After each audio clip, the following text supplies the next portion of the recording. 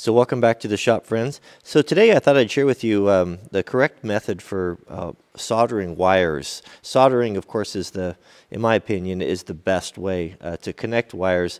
Many of us kind of maybe default to these little guys. We've seen these little automotive style connectors in there, and well, they're not great.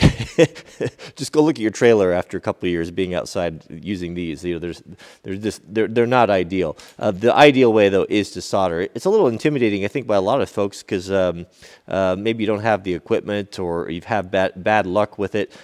I'll show you how easy this is to do with just a tiny handful of tools, and I'll show you. Let's go into the kit right now. There's really just a few things you need in your kit. And, you know, it's worth $100 or so. You can put together this kit that'll serve you for a lifetime.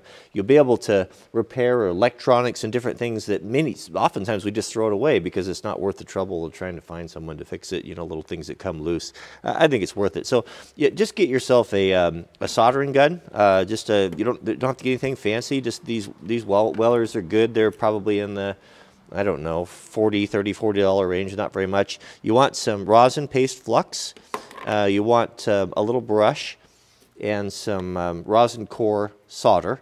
You don't want to use the solder you use for plumbing. It's not the right stuff. And this right here, this stuff's amazing. This is a 3M silicone dielectric grease type of thing that we'll use, as well as, you know, a good selection of shrink tubing. So let's show you how to prep it, and then we'll go through the whole process here. Do yourself a favor and get a couple of these alligator clips. You don't have to have those fancy stands, you know, if you're just doing this once in a while.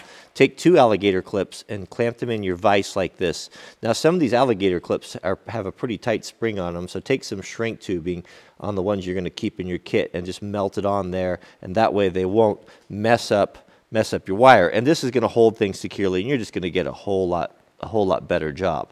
Okay, so for joining the wire, there's a couple different ways of doing it, but what I have found to be the best, and this is what Granddad always did it, is you fray the ends of the wire like this. You kind of splay them out like this and join them so they intermingle, kind of mesh like fingers together.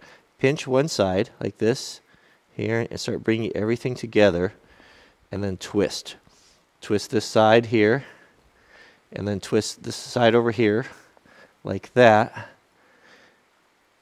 And that's going to give you the cleanest, the smallest, because we're going to shrink. If this is going to be something that's exposed and we're going to put our shrink tubing on there, it's going to be a little more low profile and look a little better. Now we can clamp it into our jaws and get everything ready for the solder. I don't think I mentioned you want a damp sponge too. Just any sort of old worn out sponge would be fine. Now with everything ready, you're going to take your rosin flux, right, and we're going to apply that on there like that. So just coat that on there, and that's going to help that solder to bind. It probably wouldn't be a bad idea to have heated that up first. And then we're going to get our soldering iron and untangle the cord that hooks on everything. Okay, so this shouldn't take long to heat up. So what we're going to do is we're going to put that on there like that, just until that flux starts to melt in, that rosin, and it starts to melt down inside the wires there, right? And then Granddad always said you touch the end of that there to tin it. I don't know why, I just always have. And we're going to heat from the bottom, and we're going to start heating that up until this melts. Now we don't want to touch the solder to the iron. Oh, that took a long time to heat up there. There we go. Now it's sucking in there just like that. We don't put so much on there that it's going to you know, drip off, and don't try to dribble it on there. I could probably use a little bit more right there. There we go. That's all.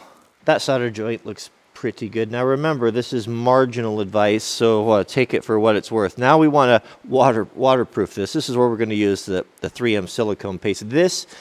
Having this in your shop, anytime you put together electrical connectors or anything like that, is so good. It's so good. And we'll just put a little bit of that on there like that. And then, now we're going to do our shrink tubing. Now I'm going to use a piece of clear shrink tubing just so you can kind of see what's going on and what a great connection that this is. So what we can do here is, once we have that grease on there, now we'll thread our shrink tubing on here like this, and try to be careful when is to hold that, not to scrape all that silicone grease off there, and just place it like that. Now your shrink tape's going to shrink on the ends about 10%. So I'm always pretty liberal with that, and give myself plenty of tubing. Now you can use, I'm going to use a heat gun. You don't have to use a heat gun. You can use a lighter. You can use a torch. Problem with the lighter and the torch is if you're not really careful, it will tend to burn the wire in the housing. Start from the middle. You're going to start from the very middle, and you'll see that that's starting to shrink right there. And then work to the outside edges.